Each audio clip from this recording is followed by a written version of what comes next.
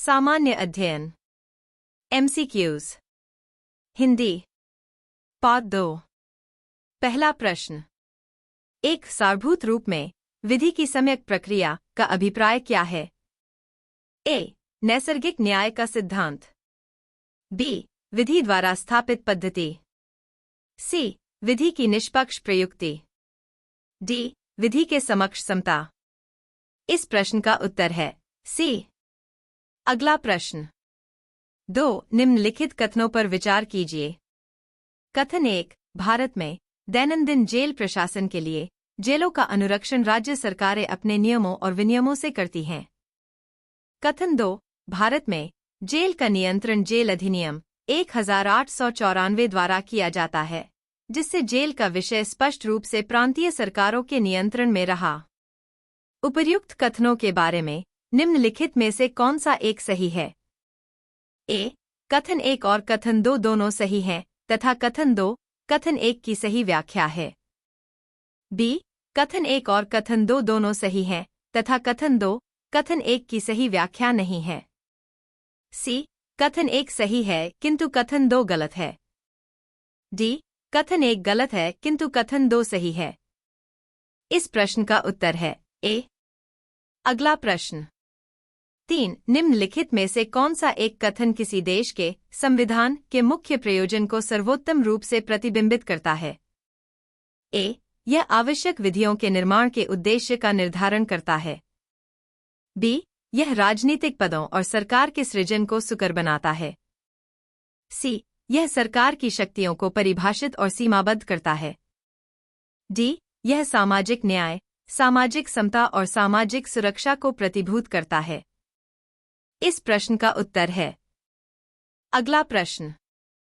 4 भारत में निम्नलिखित में से किस संविधान संशोधन के लिए व्यापक रूप से यह माना गया है कि उसे मूल अधिकारों की न्यायिक व्याख्या को अधिभूत करने के लिए अधिनियमित किया गया?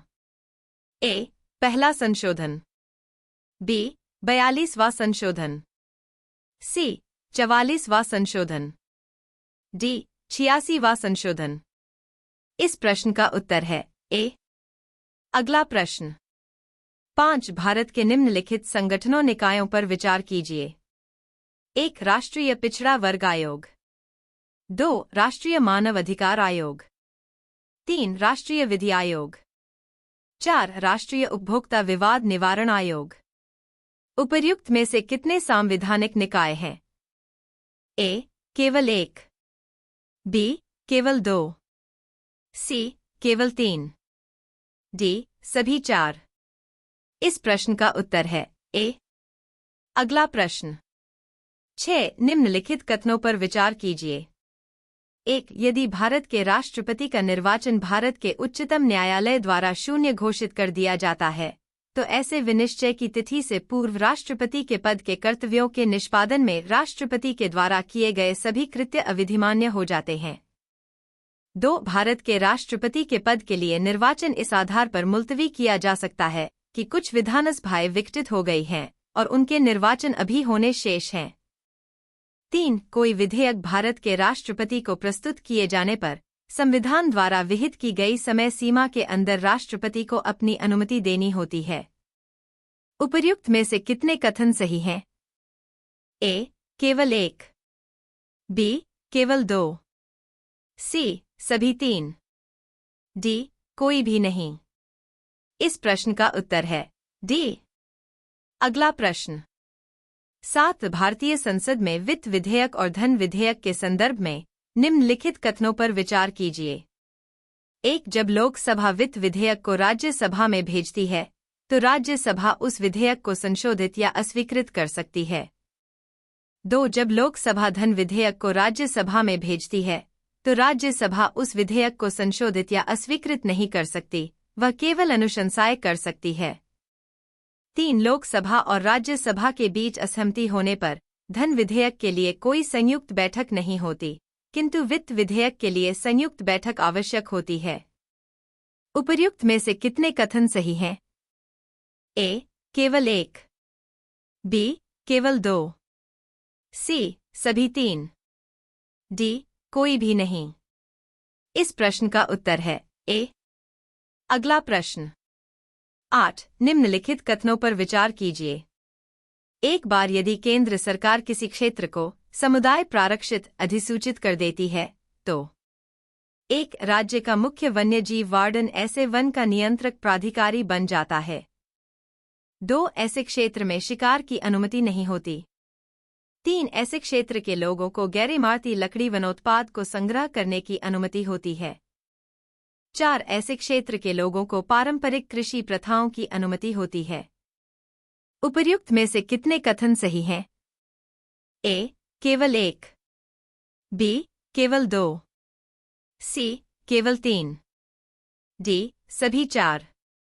इस प्रश्न का उत्तर है सी।